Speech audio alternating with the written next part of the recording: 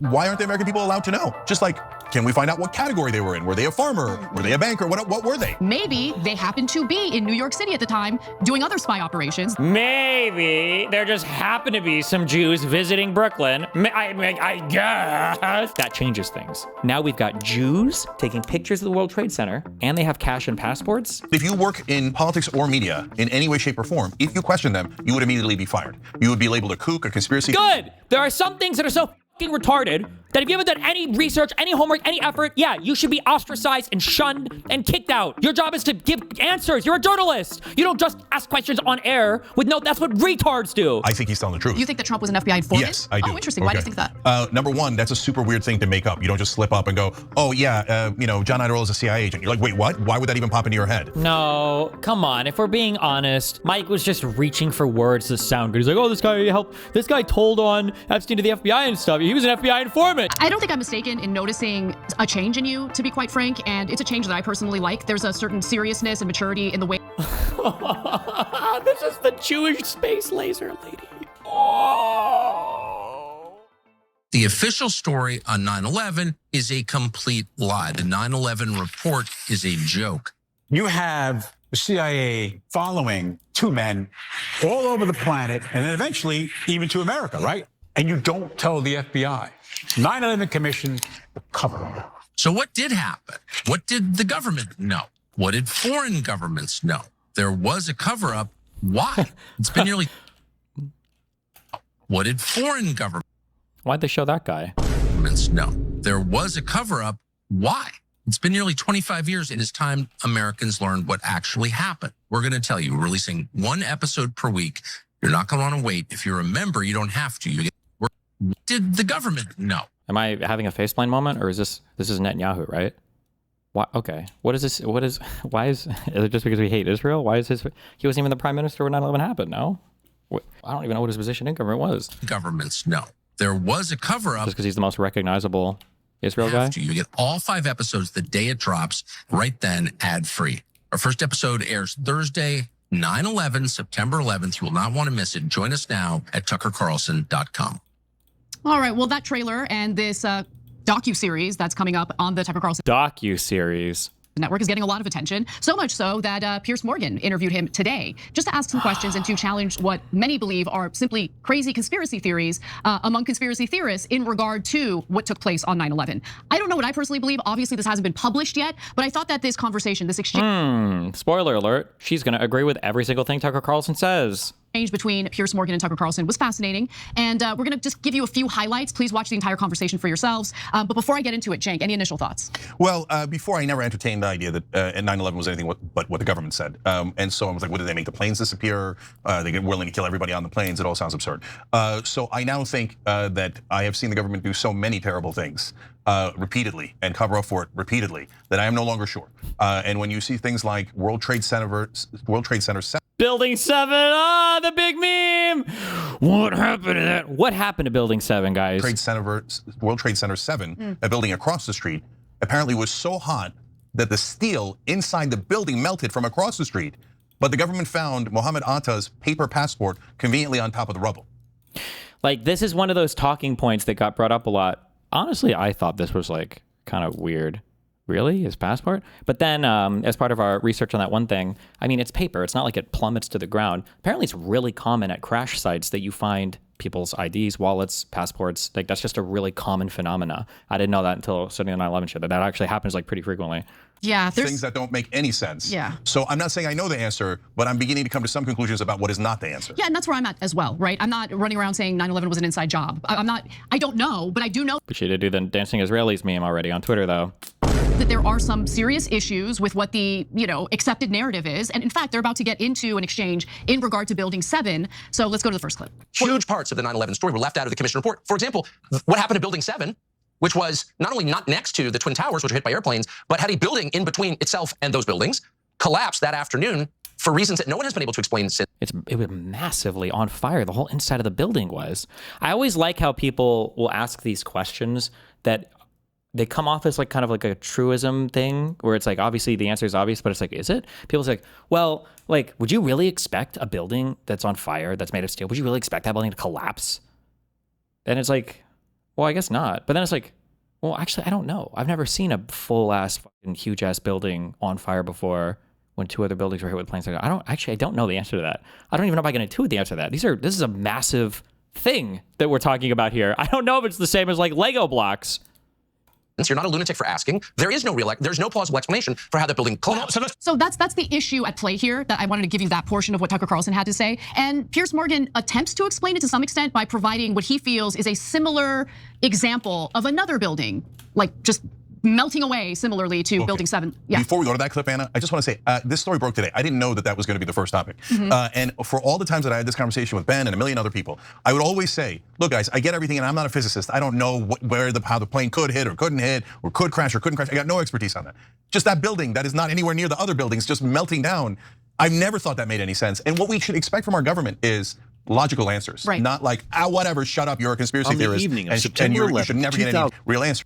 Hold on, I'm sorry, just because I can't let this retarded speak uninterrupted. We'll watch this real quick.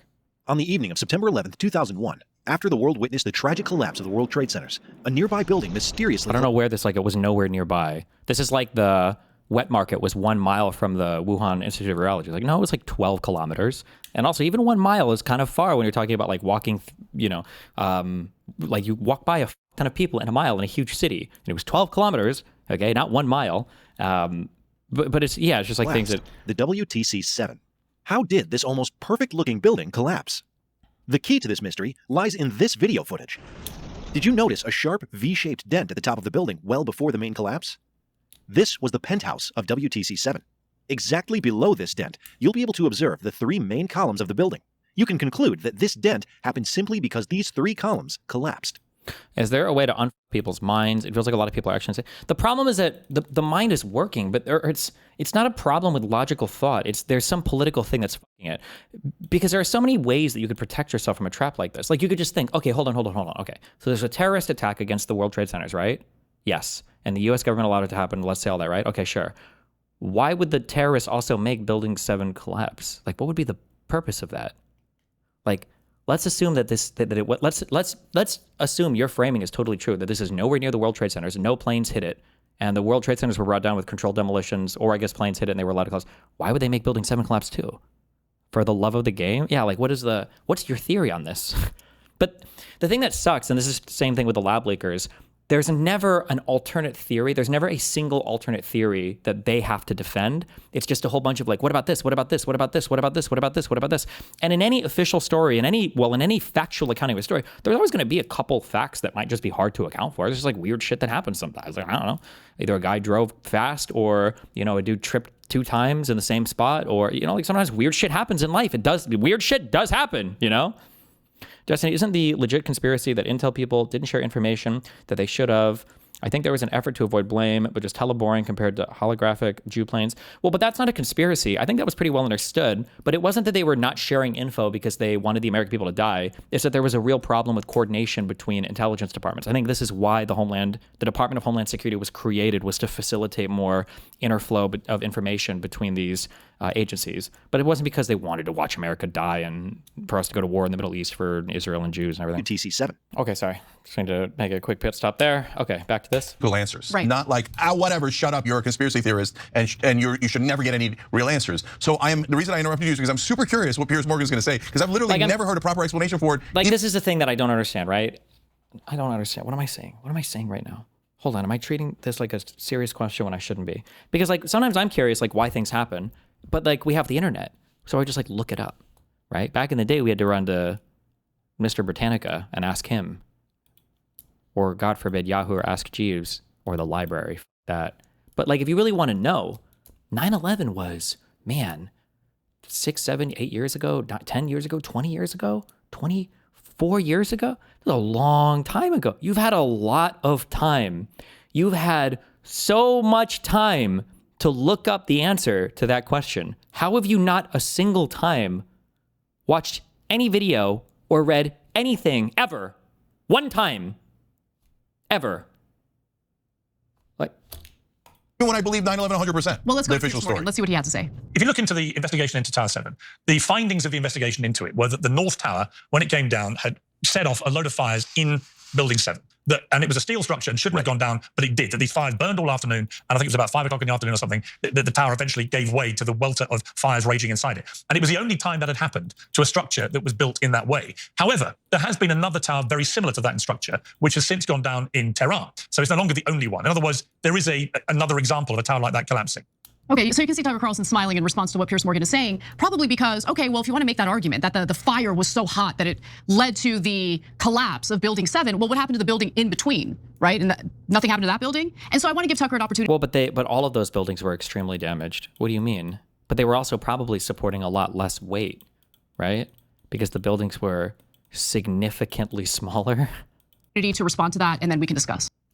What is the alternative explanation? I mean, if you're examining another theory other than the one that the investigation concluded was simply... Yeah, this is the question. So what is your alternative hypothesis? Give us one. The North Tower came down, fires were set off in Tower 7, and then it eventually collapsed. What is the other theory which we should give more credence to? I don't know. I don't know that the onus is on me or anyone. Oh my God, this guy. I was going to say, I don't want to say this in advance because I don't want to give him any credit. But I was going to say, I'll give him a credit. I'll give him a little bit of credit if he at least gives like a coherent theory on the other end. But yes, the onus is on you now because there is an official story. It is supported by a ton of evidence. There are some weird things, sure, but there's never going to be a story that accounts cleanly and neatly and that every single fact is going to be the most obvious thing to happen every single time. And then if not, you have to like justify. I don't even know how you say justify. Like sometimes there's just weird shit that happens. Like you have to give an alternative explanation. One who seeks the truth about what happened to come up with an alternative theory. The onus is on federal authorities to explain why, for example, they never investigated it. Why, for example, the rubble and the steel They never investigated what? from that building was carted off within hours and sent out of the country to Asia. Why, for example, Oh, geez, these are new ones I haven't even heard before. an analysis done not by kooks, but by chemists found traces of explosive material in the dust from that day. Why structural engineers who have kind of no skin in this game came to the conclusion that that just couldn't happen based on all available evidence. And that none of that is addressed at all or even mentioned in the 9/11 report. So, and there are all kinds of anomalies, as I know that you're fully aware, and there are possible explanations to explain all of them. For example, the BBC report on air saying the building had fallen when it hadn't fallen yet. He's right about that BBC report, and Pierce later says that the BBC report was based on an erroneous report by Reuters. Okay, that does. Like, think about what you're saying here. You understand what they're implying?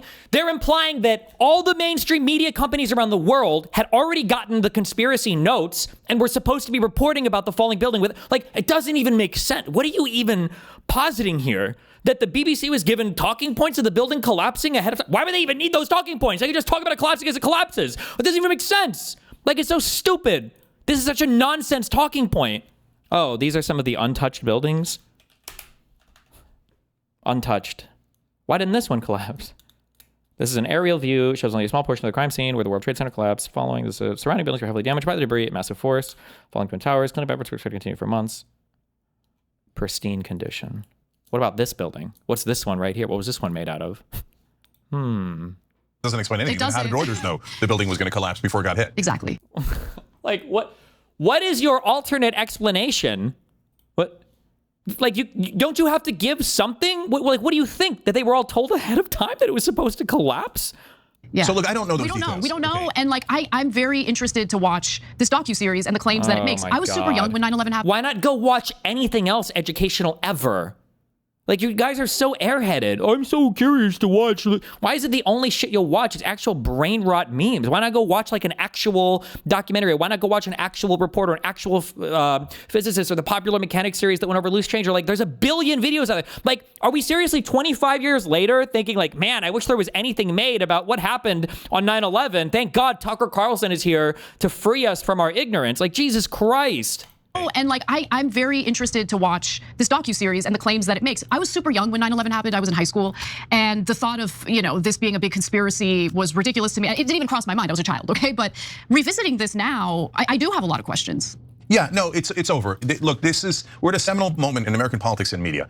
Before, there was a whole bucket of things you could not question. The minute you question them, what would happen? Wow, what does that mean you can't question them? You say anything you want in a backyard barbecue, right? But if you work in politics or media in any way, shape, or form, if you question them, you would immediately be fired. You would be labeled a kook, a conspiracy. Good. There are some things that are so fucking retarded that if you haven't done any research, any homework, any effort, yeah, you should be ostracized and shunned and kicked out. Go to some other fucking island or go to some other place. You're too retarded to be here. There should be a minimum threshold. We should call them thought crimes. That's what we need. We need to bring thought crimes back to the country. If you think retarded thoughts, you're out of here. Theories and probably some sort of character assassination on top attached to it. No, that's not character assassination, Jenk. That's character suicide. You are committing character suicide because you're supposedly some 60-year-old guy who's been commenting on politics for 20, 30, 40, 50 years, and not one time in the history of all the politics have you thought to look up what happened to the World Trade Centers. And now it's apparently a huge subject of interest for you, and you still can't take the time. What the do these guys do all day? What do they do with their lives all day? Do they work? Are they broadcasting for 6 hours a day, 8 hours a day, 5 days a week? Like, what the are you doing in your free time?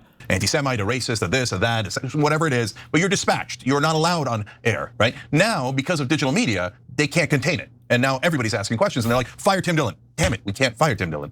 Okay, then fire Joe Rogan. God damn it, we can't fire Joe Rogan. So now people are starting to ask and ask and ask. And so what I'm telling you now about the seminal moment is we've crossed the Rubicon. You can ask any goddamn thing you like, right? Okay, and if they try to fire you for it, they're the bad guys, not you. And okay? asking the question doesn't mean that you already think that it's a conspiracy and you're just trying to prove that it's a conspiracy.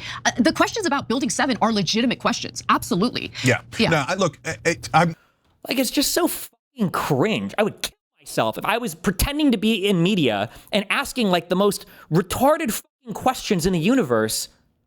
Like how, like, you think nobody has spoken about this? Nobody's looked into this. Like, what an unbelievably fucking stupid thing to say on air. Like, oh my God, guys, it's 2025. Has anybody looked into Building 7?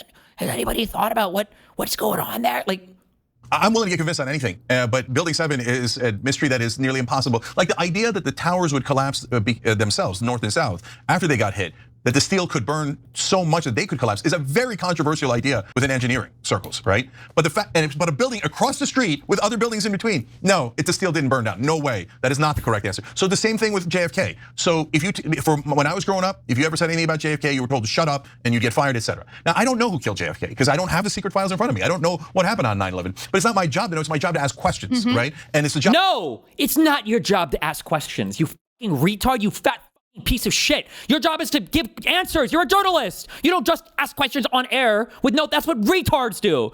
Hey, did anybody know?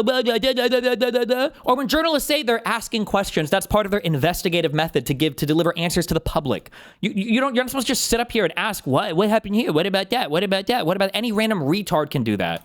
Job of the government to tell us the correct answers. So what I'm telling you now is, on JFK, I'm absolutely positive the government story is not the correct answer. Lee Harvey Oswald didn't shoot him from 3 states away and hit everything else in between and is the greatest shot of all time, even though he had nothing to do with JFK. You didn't need to be the greatest shot of all. Other people have made those shots. It's not the great. People act like this guy was like 360 no-scoping 3 times in a row with instant reload aim hacks. There's tons and tons of people who despise JFK and wanted him killed. They said on the record they wanted him killed. Also, wasn't it like 120 yards or something? So I don't know which one of them did it. I do know that it wasn't Lee Harvey Oswald acting by himself. And if you want to do the old games and say, well, the government said it, so you're a conspiracy theorist, you can do that all day long, guys. Haven't we watched videos of this, of like other Marines making these shots? They were like decently hard shots, sure. But I mean, is the Lee Harvey Oswald shot possible? Glaring omissions in the tests fired for the commission. CBS News decided to conduct its own tests with the Mannlicher Carcano. A moving target is harder to hit than a stationary one, and the elevation of the 6th floor window might make a difference. The only elevation for the Warren Commission firing tests was a 30-foot tower, less than half the height of the book depository's 6th floor above Elm Street. So CBS News had a tower and target track constructed to match exactly the heights and distances in Dealey Plaza. Why, am I retarded? Or no, maybe just only the good media survived. Well, I feel like our older media was so good. Am I crazy? Target track was angled to match precisely the angle of Elm Street. The target, a standard FBI silhouette, moved by electric motor at 11 miles an hour, approximately the speed of the presidential limousine. A rifle of the same make and age as Oswald's was fitted with the same 4-power telescopic sight found on his rifle. 11 volunteer marksmen took turns, firing clips of 3 bullets each at the moving target. None of the men had much familiarity with the Italian Mannlicher Carcano, although each was given time to practice at a nearby indoor range, and most of the volunteers were experienced with bolt-action rifles. In each case, the first shot was fired at a point approximating the point at which the Warren Commission deduced the first shot was fired. Distance, about 175 feet. In 6 seconds, the distance grows to 270 feet. Results varied. A Maryland state trooper made 2 hits in the silhouette. 1 near miss. in slightly less than 5 seconds. Another state trooper's best time was 5.4 seconds. Jeez. One hit, 2 near misses. A weapons engineer had the best score.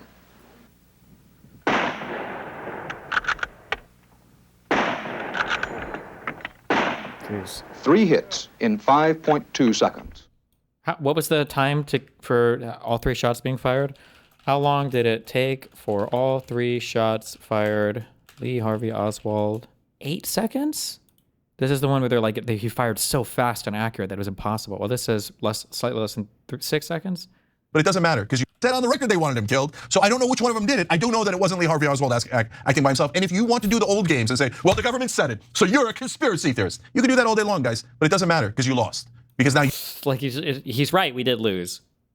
Retardation did win in the end of the day, but it's not because you were correct on things. It's just because you guys were so fucking loud with your retardation that you ended up drowning out all the other voices. They had a good job. You look ridiculous. So now when you turn back to 9/11, no, I don't know the answer, guys. I don't know who did it, why they did it, or maybe it did happen just like October 7th, where it's not that Israel did it, but there was a weird stand-down order. Why was there a stand-down order? And that's not me saying, that's IDF soldiers saying there was a stand-down order right at that exact time. Down order. Maybe it did happen. So now when you turn back to 9/11, no, I don't know the answer, guys. I don't know who did it, why they did it, or maybe it did happen just like October 7th, where it's not that Israel did it, but there was a weird stand-down order. What's the weird stand-down? What is this? Which should I read from all of them? What is the weird stand-down order? What are we talking about here? Like they were fighting Hamas that was in Israel. Like that was a thing that was happening, or... Why was there a stand-down order? And that's not me saying, that's IDF soldiers saying there was a stand-down order right at that exact time when we never have a stand-down order. So that's not me saying Israel did it, that's me saying that's weird. That is weird, right? We need an answer to that. Yeah, and you need a plausible answer to that. Not, trust me, bro, which is what the government's been doing the entire time. And then one more quick thing on Pierce's answer. So now we're told that conveniently, there was a building that melted down in a similar way in Tehran. Wait, does Iran acknowledge that? Or is that some intelligence we got from a trusted ally? And just trust us, bro, that building went down just like World Trade Center 7 did.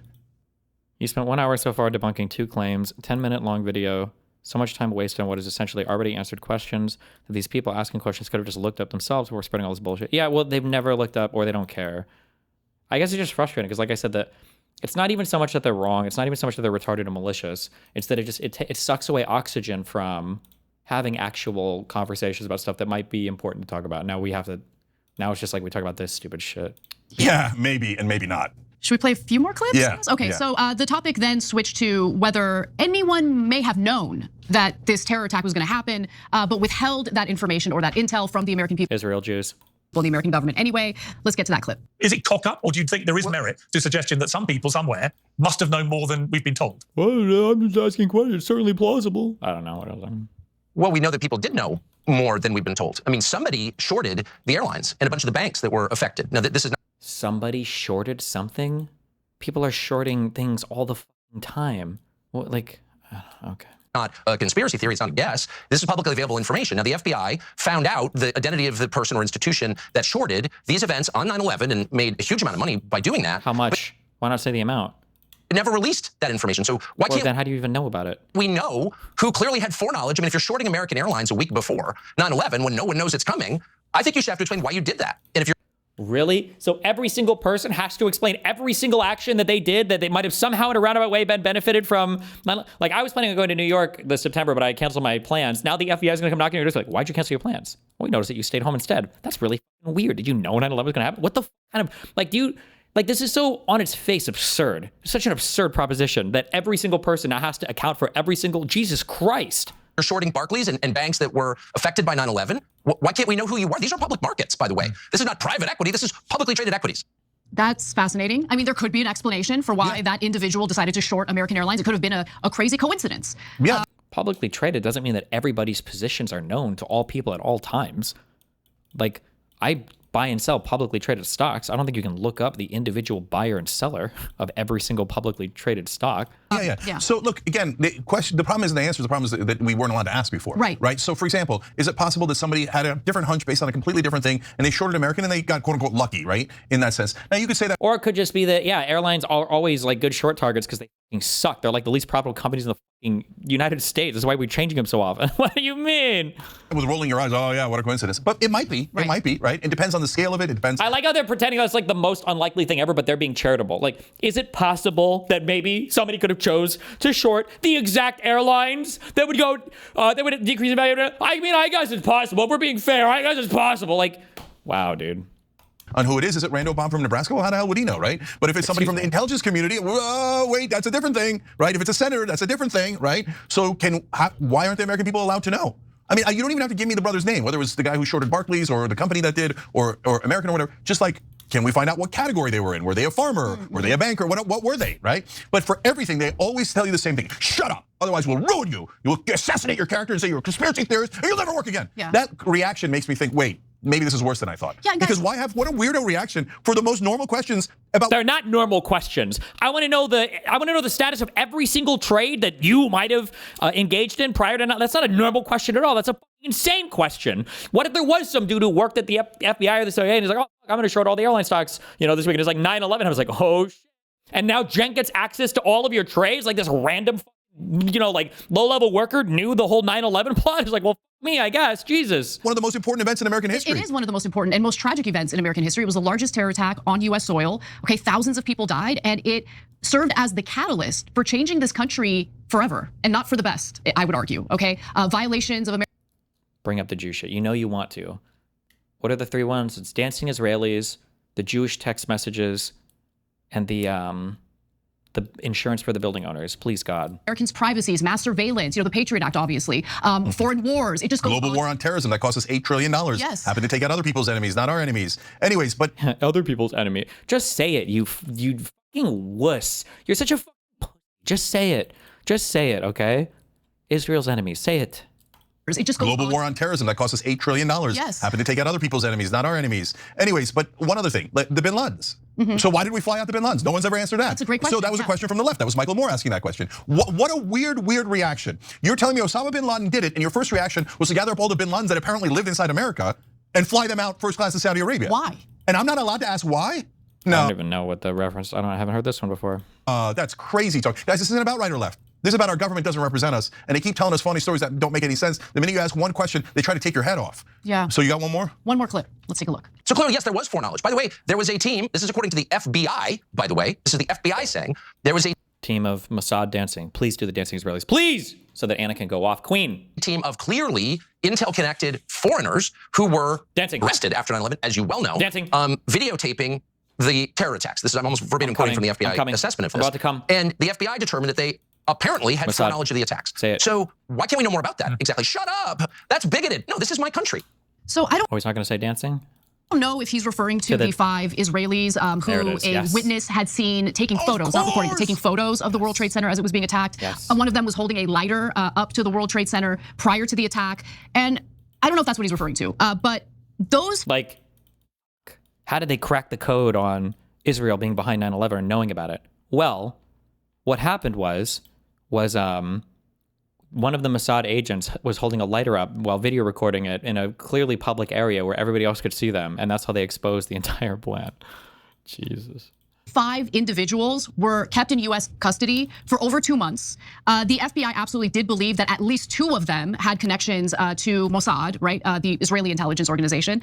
And I read the FBI files on this, and the investigation just like doubt it. Abruptly kind of ended after a little over 2 months. John Ashcroft specifically, the attorney general at the time, called for them to be released and sent back to Israel. And then a few years after that, he served as a consultant who consulted on behalf of Israel. I mean, it's absurd. So guys, look, on that one, again, that's the one that people get most touchy about because they assume all sorts of things in your head that aren't in your head. Like, oh, that must mean that you hate Israel and you hate Jews and you hate this.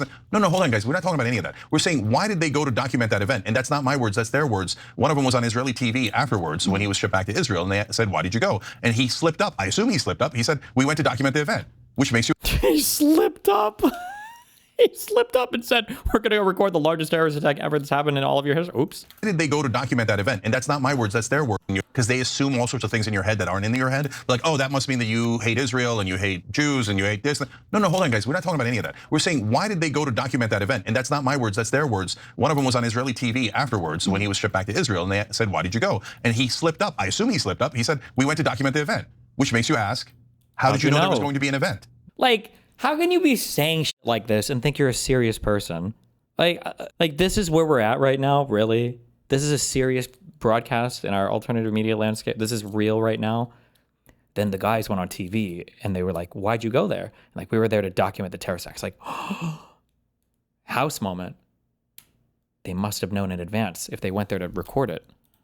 So now you're not supposed to ask that question, otherwise you're going to get called all sorts of names. And by the way, there could even Wait, I don't think I've seen this before. But that was always so funny to me because it's like, what do you think happened, right? Like the CIA was like, okay, plan's ready to go, ready to blow up the World Trade Center. There's only one step left. The dancing is real? The clues. Oh, the clue. Yep. Yeah, it's clue time. It's time to get the clues out there, so we're gonna have the Treasury team up with Mad Magazine. Even be a legitimate explanation for that, right? Maybe they happened to be in New York City at the time doing other spy operations. The claim was that, or the FBI. They're like, maybe there just happened to be some Jews visiting Brooklyn. I guess.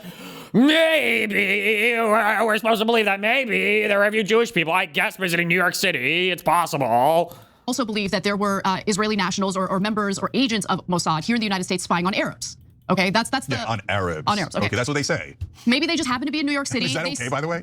I don't think that's okay, especially if our government and our intelligence organizations don't know about it. But okay, putting that aside for a second, maybe they saw that there was an attack and they went to this specific area to take more images and whatever of the World Trade Center. I don't know. I don't know what the explanation is. But the point is, this is why people should be forced to debate, I think. If you're gonna say outlandish shit like this, you should be forced to sit for an hour and a half with somebody else, and you should have to have a back and forth so that the entire world could see how absolutely clueless you are about every single thing you talked about. And then I think it would force some humility, and I think it would force some caution when these people utter statements like this, because they know that they'll have to defend it at some point in the future. But the fact that you can just sit here and diarrhea out this garbage, knowing that you'll never have any pushback whatsoever, and then retreat to the arms of idiots like Tucker Carlson is absolutely insane to me. These questions are okay to ask, especially when the moving company that these 5 Israelis were working for ended up being a total front, and the owner of that moving company immediately scrambled to get back to Israel once the 5 individuals had been arrested. And by the way, in the moving truck, they found foreign passports, $4,700 in cash, all sorts of weird, shady things that make you wonder, make you ask these appropriate questions. And remember, the 5 got arrested after a witness. In the moving truck, they found foreign passports, $4,700 in cash. I don't even understand so they found cash and passports, assuming everything she's saying is even true. But okay, so in some travelers in a truck, they found cash and passports? It's 2001. It's not like they were using Apple Tap to pay. I don't even know what all sorts of weird, shady things that make you wonder, make you ask these appropriate questions. And remember, the 5 got arrested after a witness saw them taking the photos of the World Trade Center and also, in her words, celebrating. They looked happy. Taking photos of the World Trade? What? Well, I didn't know that they were taking pictures of the World Trade Center too. That changes things. Now we've got Jews in Israel taking pictures of the World Trade Center, and they have cash and passports? All right, so guys, last thing on this. Again, it doesn't mean that Israel did it, for example. It could be that they knew about it on October 7th, but chose not to say anything. No. This is these would be the best gaslighting partners. Oh my God. It could be that they said something, but we didn't listen to them.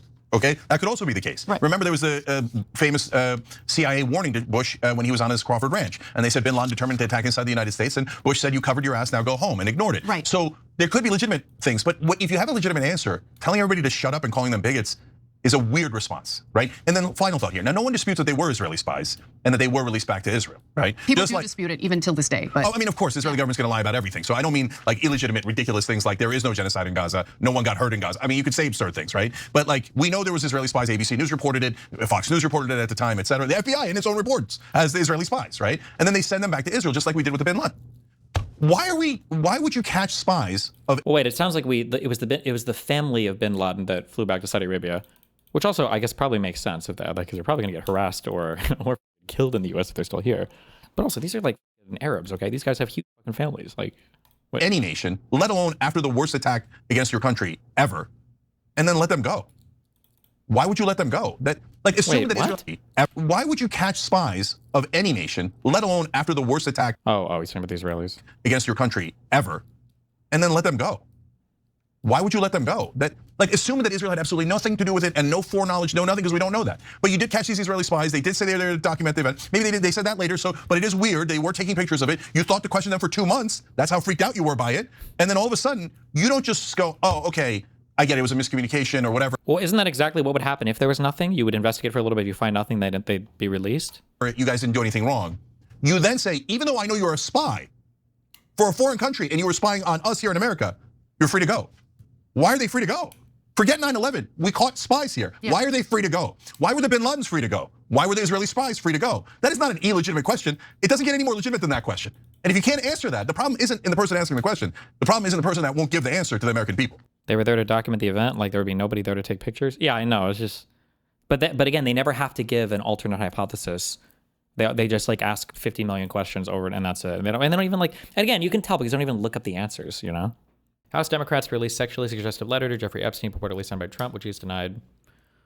Voiceover, there must be more to life than having everything. Yes, there is, but I won't tell you what it is, nor will I, since I know what it is. We have certain things in common, Jeffrey. We do. Come to think of it, enigmas never age. If you thought of that, as a matter of fact, it was clear to me the last time I saw you. Pal is a wonderful thing. Happy birthday. Something, be another wonderful secret. Donald J. Trump. The FBI calls him Agent 007. 0 Epstein intel collected, 0 kids saved, 7 children. I think he's telling the truth. You think that Trump was an FBI informant? Yes, I do. Oh, interesting. Why do you think that? Number one, that's a super weird thing to make up. You don't just slip up and go, oh yeah, John Idaho is a CIA agent. You're like, wait, what? Why would that even pop into your head? Okay, because it's also very specific. It's not, oh, he helped loosely. He said he was an FBI informant. Interesting. And no, come on. If we're being honest, Mike was just reaching for words to sound good. He's like, oh, this guy helped. This guy told on Epstein to the FBI and stuff. He was an FBI informant. You know, he was doing this in real time. What the fuck? Yeah, apparently he's already walked it back. Wait, hello? I'm sorry, I need to listen to that again. 1 second. An about face on Epstein since 2009. I'm going to read you those quotes in just a minute. But Jake, did you want to jump in? Yeah. So look, guys, this Mike Johnson thing is really interesting. And no, I don't think he's lying. I think he's telling the truth. You think that Trump was an FBI informant? Yes, I do. Oh, interesting. Why do you think that?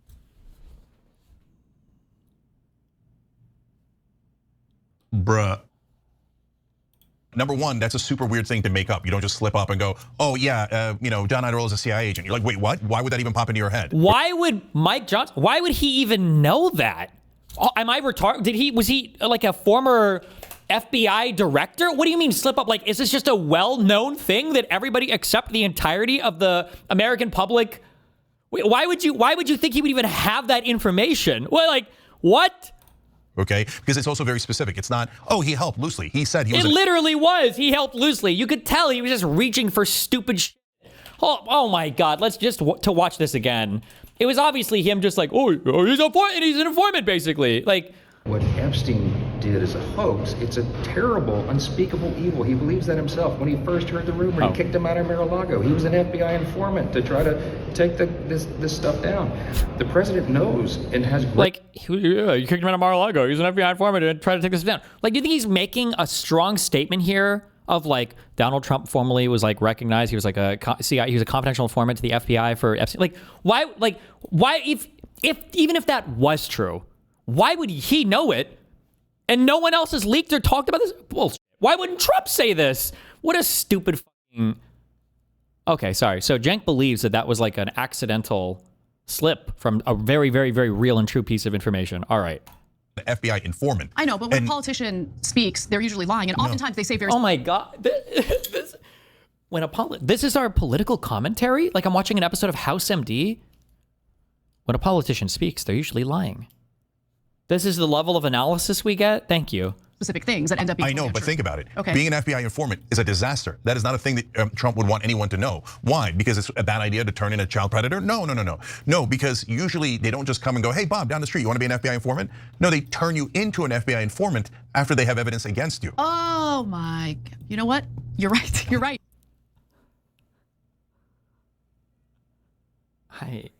This can't be real life.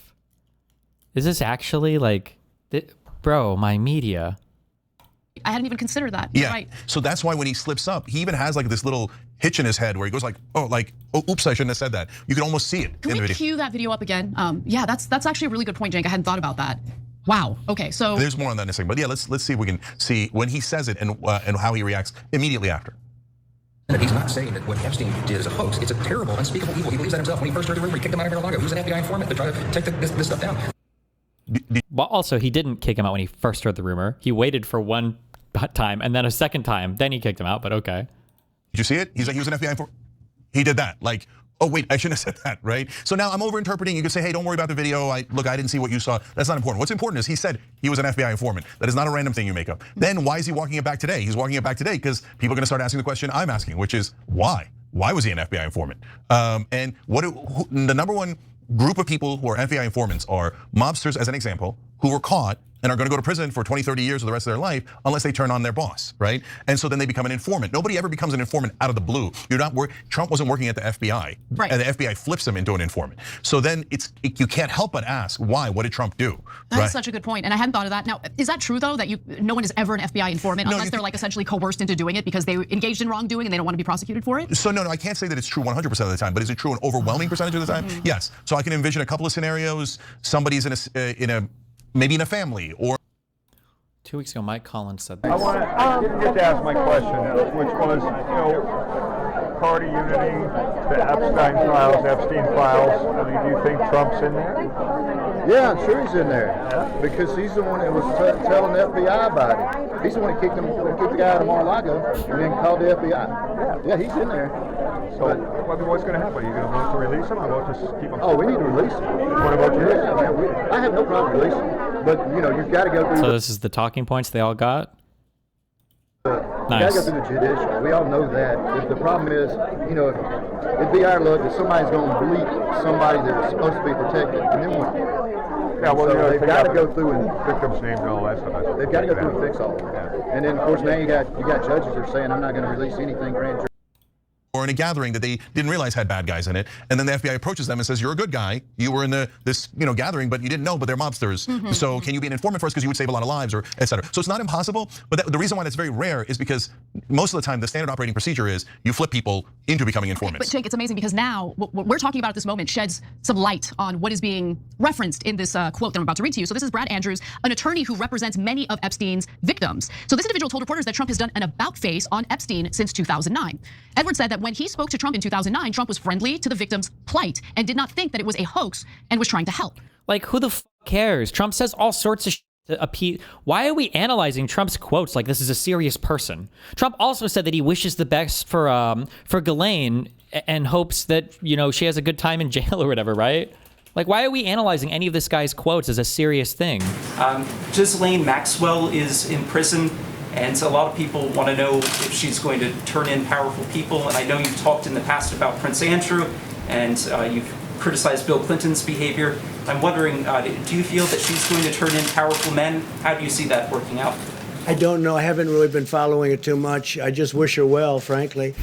I've met her numerous times over the years, especially since I lived in Palm Beach, and I guess they lived in Palm Beach. But I wish her well, whatever it is. I don't know the situation with Prince Andrew. Just don't know. Not aware of it. Like, he just says a lot of retarded shit. And now it seems like all of a sudden somebody is in his ear and he's not, Edwards said. So I'm hoping he'll come back to where he was back in 2009, be on the side of the victims and stand with us. Now, go ahead. Jumping in again there. So guys, look, there is some percentage chance, you can put any percentage, usually based on your perspective on what that is, that Trump just volunteered because he knew Epstein, he did, right? So that makes it plausible. And he was in the same social circle, so that makes it plausible that Trump raised his hand and said, hey, I'd like to help your investigations, right? Okay.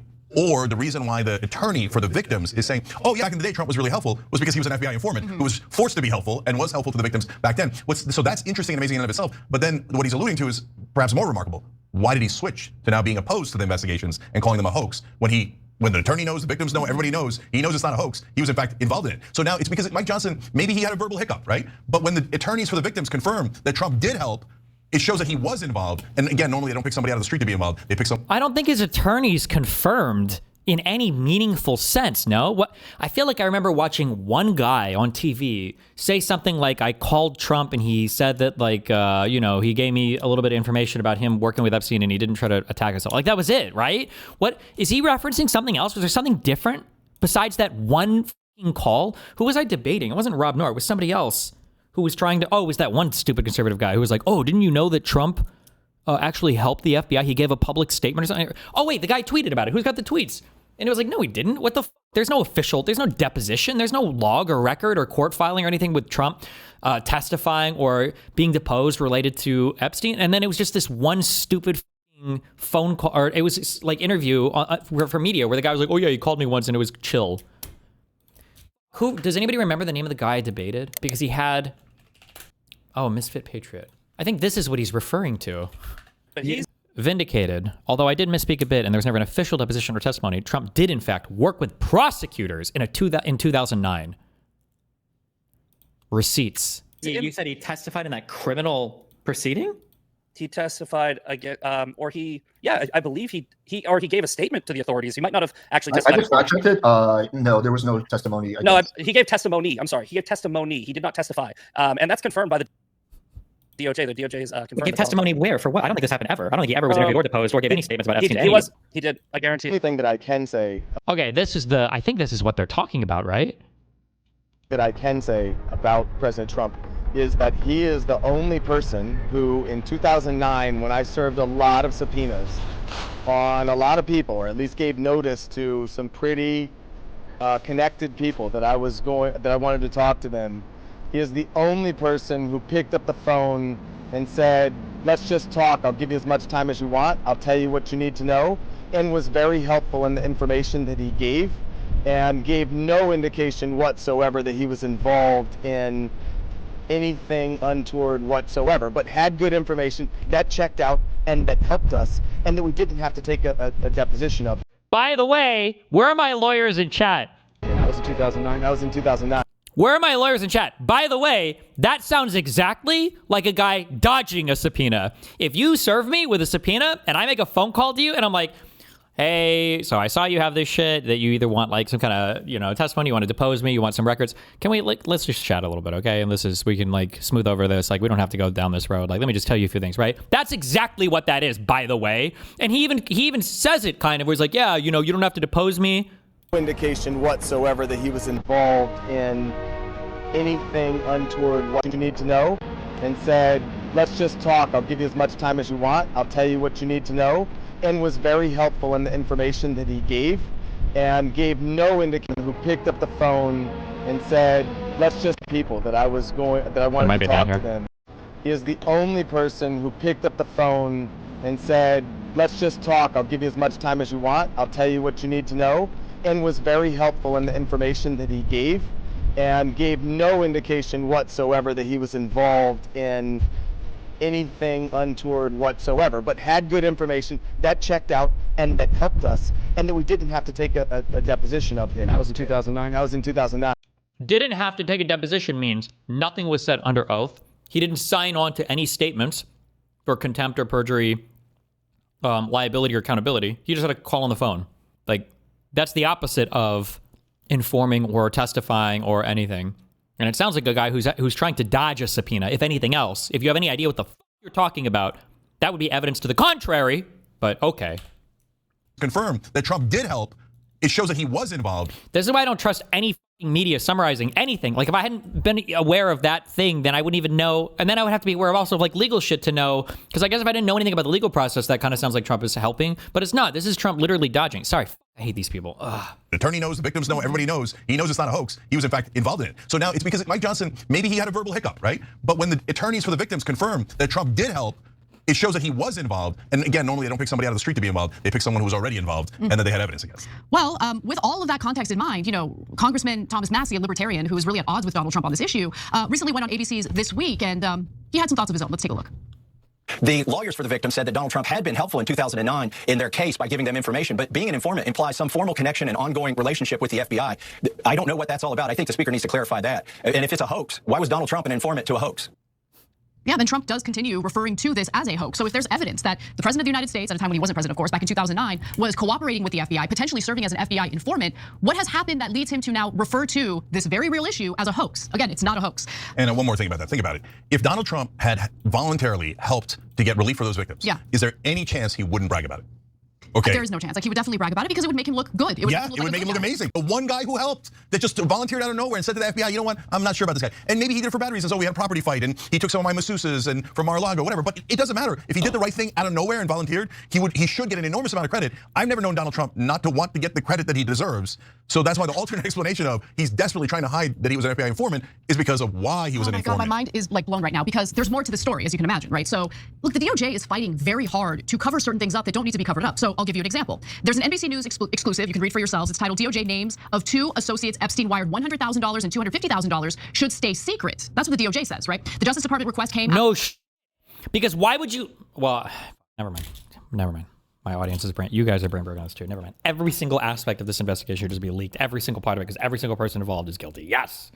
After NBC News asked a federal judge to unseal the names of 2 people Epstein paid and helped protect from prosecution. So NBC News has requested that this, federal judge essentially overseeing the Epstein case unseal those 2 names. Who did Jeffrey Epstein send $100,000 to and $250,000 to back in 2018 as that case was being revisited? That sweetheart deal that he received in 2008 was being revisited. So the first associate received a payment of $100,000 from Epstein and the second associate received a payment of $250,000, both in 2018. Days after the Miami Herald began publishing a series of investigative stories where victims criticized a plea deal he received. Destiny, lawyer in chat here, that is a terrible excuse and is 100% trying to dodge a subpoena. If not under oath, it means 0. True. And if I was a client, I feel like I would be fucking mad, right? If we're serving subpoenas, the idea is supposed to be that this person has information that can help me with my claim. And now if my lawyer tells me, hey, just so you know, I went ahead and I called this guy and he actually said he had nothing, just so you know. And I was like, can you tell me what you guys talked about? I was like, oh, maybe not. But I have no record of it. And now our subpoena on him is just canceled? The fuck? Who are you representing here? The other guy or me, Florida in 2008. Now, as part of that plea agreement, Epstein secured a statement from federal prosecutors in Florida that the 2 individuals would not be prosecuted. Now, by the way, gross. Why? Why would anyone agree to that? But prosecutors wrote that on November 30th, 2018, Epstein wired $100,000 from a trust account he controlled to an individual named as, redacted, a potential co-conspirator and for whom Epstein obtained protection in the NPA. So prosecutors also wrote that this individual was also named and featured prominently in the Miami Herald series. There's more. Prosecutors added that the same records show that just 3 days later, on or about December 3rd, 2018, Really? You're saying someone giving sufficient info to get an arrest? Well, first of all, this is for a civil case, not for arrest. Like your house camera footage, it makes you look less guilty or involved if they have to subpoena you to get it. Yes, because let's say somebody subpoenas me and they say, Destiny, I want all of your Discord logs with my mom. Okay? Now let's say that I call you and I'm like, hey, listen, I see that you want to shoot me the subpoena. How about we cancel this and I'll just send you everything I've got. And you're like, oh, okay. Well, let's say that I don't send you all my logs with your mom. Let's say I just send you the last month or two's worth and all of the super racy logs are, all of our crazy conversations are from a year ago. Well, if that happens and I withhold some of that and I lie about giving it all to you, you go through your case and you lose because you don't have that information now about me banging your mom. What are you going to do? You can't hold me. You can't hold me liable for any of that. What do you mean? None of this was under oath. None of this was compelled by. You can't hold me in contempt. You can't do anything. You eat shit. Get fucked. You didn't come at me with a civil subpoena that's enforceable via contempt with the court. I just made a personal phone call and gave you what I said I had, and that's it. The defendant wired $250,000 from the same trust account to redacted, this is the second individual, who was also named as a potential co-conspirator and for whom Epstein also obtained protection in the NPA. So clearly Epstein was attempting to influence possible witnesses or co-conspirators, because why else would you send such a large sum of money to these 2 different individuals? And last month, NBC News sent a letter asking the U.S. District Judge Richard Berman to unseal the redacted names, arguing that, look, Epstein's dead, okay? Criminal proceedings in this case have ended. The DOJ has made clear last summer, in July, that there would be no additional charges filed against uncharged third parties. So let us have the names. What's the problem with the names? And Trump's Justice Department is fighting tooth and nail to prevent the release of those 2 redacted names. Yeah, so when I first saw the story, I thought, maybe they were victims and he's doing hush money. But then once you read it, no, it's super clear. They're co-conspirators and they would have been charged along with him. So they're the guilty, right? And he gets the money and he says, please don't prosecute them. And for some ludicrous reason, our government agrees. donor class. And remember, at that point, Epstein got the lightest sentence anybody's ever gotten. He can go in and out of jail. It was basically a hotel That was in 2008. 2008. So that's when he says, okay, don't prosecute these guys and sends them the money, okay? So, but when NBC News is asking for it, Epstein's already dead, so he has no rights anymore. And the government has said there will be no further prosecutions. So NBC is rightly saying, and by the way, great job by NBC News here, saying, hey, then there's no reason legally to hold those names from the public. Well, the damaged party wouldn't be Epstein. It would be the people whose names would be leaked. Right. So then the Department of Justice jumps in and goes, no, don't tell anybody about those names. Now, if you were trying to protect the victims, that's super weird. If you're trying to protect the guilty, that makes sense. Why are you saying the guilty? Not only have these people not been convicted of any crimes, these people weren't even charged with crimes. There wasn't even probable cause to charge them with a crime or to even attempt to solicit an indictment from a grand jury. And you're already calling them guilty? Jesus. Okay, remember, when we had a sitting senator from Michigan on the Hill, okay, it was roasted on Israel-Palestine. The only thing they talked about was to roast the fuck out of her. I wonder how contentious this interview will be with fucking MAGA spokesperson Marjorie Taylor Greene. One of the most disgusting, despicable, subhuman cretinous fucks that is infesting our federal Congress right now. Let's see. Back on TYT. Or not the Hill, breaking point, sorry. Cenk Uygur and Anna Kasparian with you guys. Also now joining us, Marjorie Taylor Greene, Congresswoman from Georgia's 14th Congressional District. Representative Greene, welcome back to the show. Thank you. Thanks for having me on tonight. No problem. I understand you have big news for us. There is something you are considering introducing tomorrow. What is that? Well, actually, I've already introduced them. This week here in Congress, we're doing the National Defense Authorization Act, which is our annual funding. Oh my God, are they going to take away funding from Israel? Yes, come on, let's go, let's go, let's go. For our military. And our military budget should be very focused on our country, on our military, and strictly for defense purposes. However, once again, there is funding for foreign countries, foreign causes, foreign aid, and foreign defense of foreign nations. And so I've introduced multiple amendments to strip that funding out. Specifically Israel. to defund $600 million for Ukraine.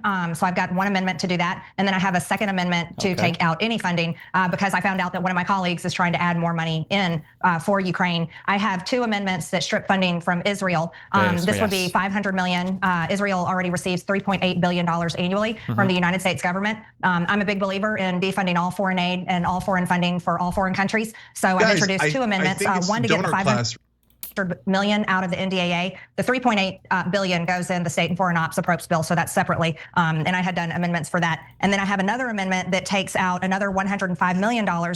This one is $55 million for Israel's counter-drone program and another $70 million for anti-tunnel cooperation. So it's just important. We're $37 trillion in debt. We shouldn't be funding foreign countries, basically because America's broke, and we really need to get focused on our own country and our own people's problems. Our own country and our own people. That sounds like a job for a Department of Defense, not a Department of War. Destiny, to be fair, this is a different show with different interviewer. Emma isn't Crystal Ball. Well, no, I'm just saying that these are like, look at how our leftists, quote unquote, treat our senators who are supposed to be on our side fighting valiantly in purple states versus look at how the left treats people like Marjorie Taylor Greene. It's just crazy. But we'll see. Maybe it'll be a very contentious interview. Who knows? Maybe they'll push her on some things. Okay, so I want to take it one by one. I want to get clarity on all this, and then we'll get into the content and substance of it. So first off, the $500 million that you introduced an amendment to take out the NDA, is that the one that recently passed overwhelmingly in the House? Yes, that's the one that overwhelmingly passed. It was before Congress went on recess, and only 6 members of Congress voted for it. Yes. And so that they claim is for defensive purposes, whatever that means. And about 60 million of a billion of it or so. Million of it goes to around 66 maybe to Iron Dome, and the rest is. Did you say Emma? Somebody else said Emma, but it was Crystal Ball interviewing on Breaking Points. For I don't know if you know vague defensive purposes. Well, just to clarify for your listeners, the U.S. already provides nuclear-armed Israel with $3.8 billion annually in foreign aid. In 2024, in the Security Supplemental, we gave $8.7 billion to Israel. During the recent 12-day war with Iran in June, the U.S. used 15 to 20% of our terminal high-altitude area defense missile stockpile defending Israel. That cost the United States somewhere over $800 million. Wow. The $500 million that I'm introducing an amendment to take out is authorized in the NDAA for this program that funds Israel's missile defense systems, Iron Dome, David Sling, and the Arrow system. But it's important to note that since 2006, we've spent over $15 billion supporting these Israeli missile defense systems. Here's what is something important to. That's a horrible comparison, but your brain broke when it comes to anything the Young Turks. Excuse me, do the Young Turks not still market themselves as like leftist progressives? I would say they're considerably worse than Crystal Ball and Kyle Kalinske. But supposedly, I think these guys kind of say they're on the same team. No, am I wrong there? Do the Young Turks not call themselves leftists or leftist populists anymore? To understand, while we're 37 trillion in debt, Israel is less than 400 billion in debt. And they're doing so well with their economy. They're able to provide state-funded healthcare for Israeli citizens. They're able to provide state-funded college. My argument is it's not anti-Semitic to say that America should keep our money and invest our own hard-earned tax dollars in our own interests, especially for a country like Israel that is nuclear armed and that is doing so well economically. They're able to provide state-funded healthcare and college. I don't think that's a country that needs our because that's definitely things that Marjorie Taylor Greene wants to offer in the United States for sure. Assistance, especially how they've shown the entire world that they're very capable of annihilating and wiping out their enemies. So that's really my argument there with Israel. Right. And primarily my argument is we've got so many problems here at home. I really want to see the United States Congress focus on the American people. So one more quick point of clarification. And the second amendment is to take out the entire $3.8 billion in funding. Well, the $3.8 billion is not in the NDAA. That's in a separate appropriations bill. So I wasn't able to do that one here. Right. Oh, so you couldn't do that here. So the two amendments are for the 500 million and the 125 million. And just to be clear, the $3.8 billion that we provide Israel every single year is part of legislation that passed under the Obama administration, a 10-year program, which is set to expire in 2026. So that fight is coming up because I'm sure Israel is going to expect our Congress to re-up and potentially increase the amount of money they can expect from American taxpayers on a yearly basis. So, I think what you're doing here is so important, Congresswoman Green. So please, thank you, because I know that you now have a target on your back, and I'm sure you're being called all sorts of ridiculous names because you want to, prioritize the American people and, do something about our debt. What's really interesting, though, is when it comes to the military aid that's provided to Ukraine, President Donald Trump has very subtly, but I actually think this is a smart idea, has very subtly kind of started to shift the financial burden a little more over to Europe. So the American taxpayer isn't as responsible for essentially helping Ukraine in their defense. In the case of Israel, though, what's really interesting is on top of that $3.8 billion that they receive every single year, you have presidents, and Biden certainly did this literally over 100 times during his administration. He just went, he bypassed Congress altogether to provide Israel with tens of billions of dollars in additional military support and military funding. And Trump has done similar things during the short stint he's had in his second term. And I want to kind of understand, what have you as... It's Biden and Trump. Both sides do it. What are you talking about? No, he doesn't feel like he believes it there.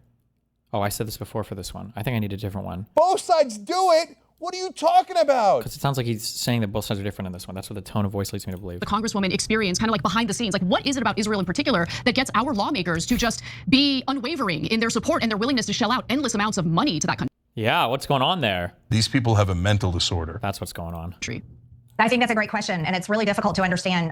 So I don't go on the AIPAC trips. I've never been on them. I don't receive their funding, and I have a sign on my office door, literally, that reminds people, if you're coming in my office, it reminds them, if you're coming in for a foreign country, you've got to be registered under FARA, and I think that's extremely important. I don't understand. More of this, the propaganda talking points. AIPAC doesn't receive money from Israel, or if it does, that's never been proven. There's never been a proven link or connection there, but they just like to say that over and over again. Nice. Understand it, Anna, because I serve in the United States House of Representatives, and I believe my job title as a representative is for my district, which is the American people. And as a whole, the body of Congress, we represent.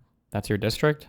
All of the United States? When did we do that redistricting? The American people and our country and our government and our causes, and we're supposed to work towards solving our problems. However, there is no country all over the world that gets the attention, the funding, the dedication, the amount of votes, legislation, resolutions other than Israel. As a matter of fact, we've voted, I think it's over 21 to 23 resolutions denouncing anti-Semitism, denouncing anything happening towards Jewish people since I've been a member of Congress, January of 2021. And I've never seen resolutions for any other cause like that in that number, as well as when it comes to Israel, we have hate crimes, which is incredibly important. We need hate crimes. People of all backgrounds, races, no matter what their identity is, they should be protected.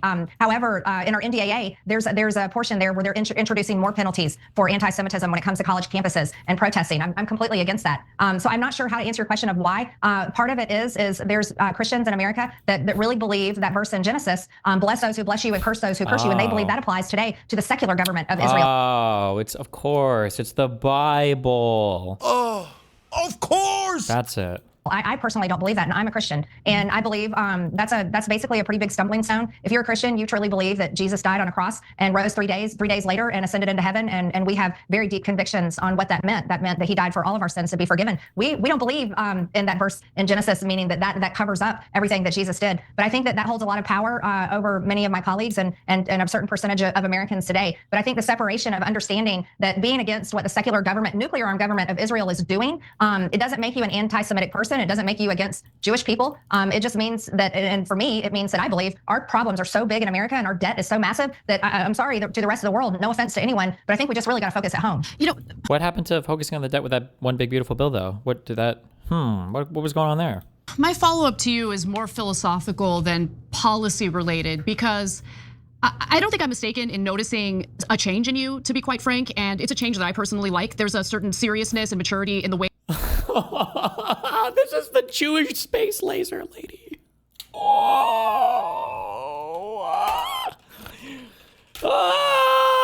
This is where are the Facebook posts? Oh my God. She was an unironic QAnon supporter, right? She believed in Q, that he was going to show up.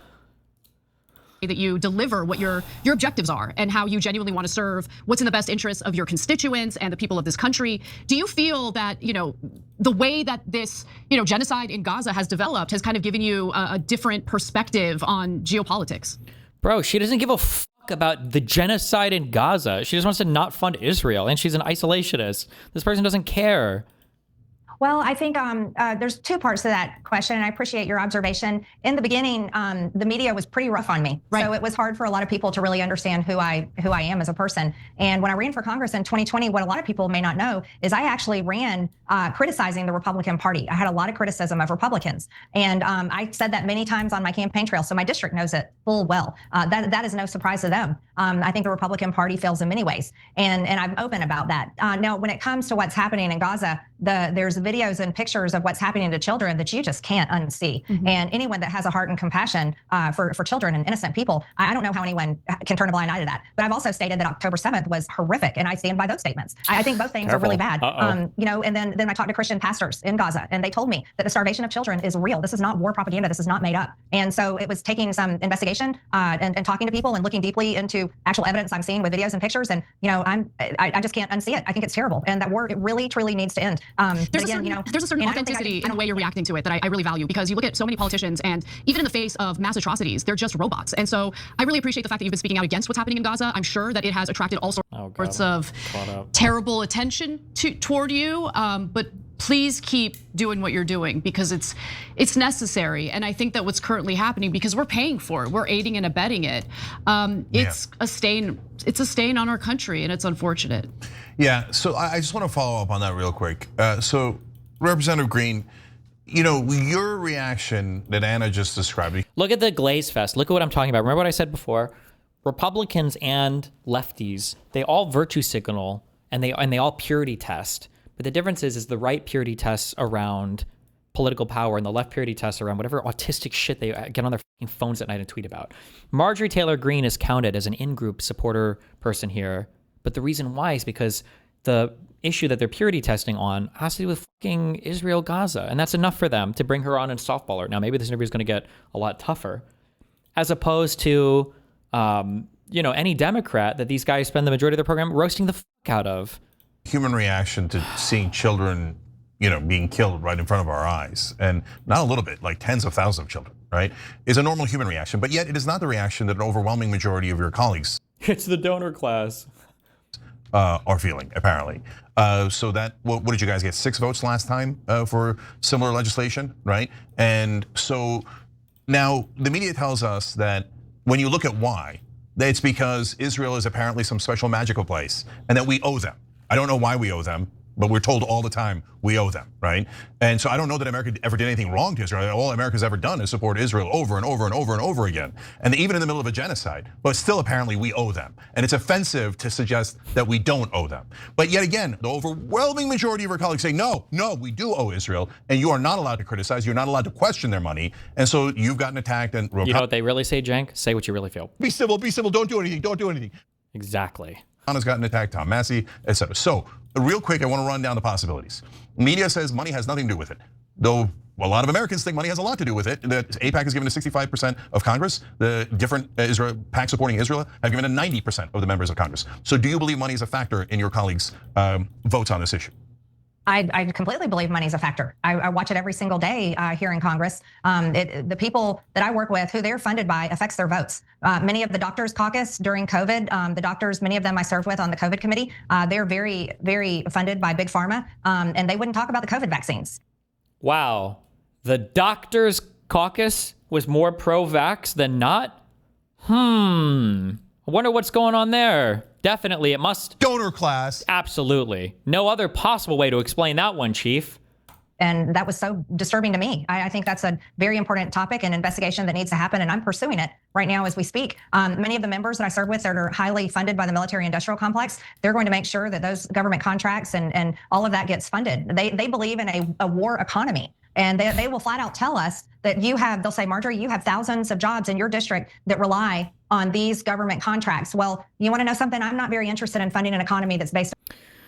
Quick aside, you spend a lot of time criticizing retards who just hate Israel, but what do you think the U.S.'s position should actually be with them? The U.S. could force a lot of action from Israel, but the problem is that you need to have a leader who has a vision for the Middle East in terms of what Israel's place should be and how they should resolve conflicts. That's the big issue.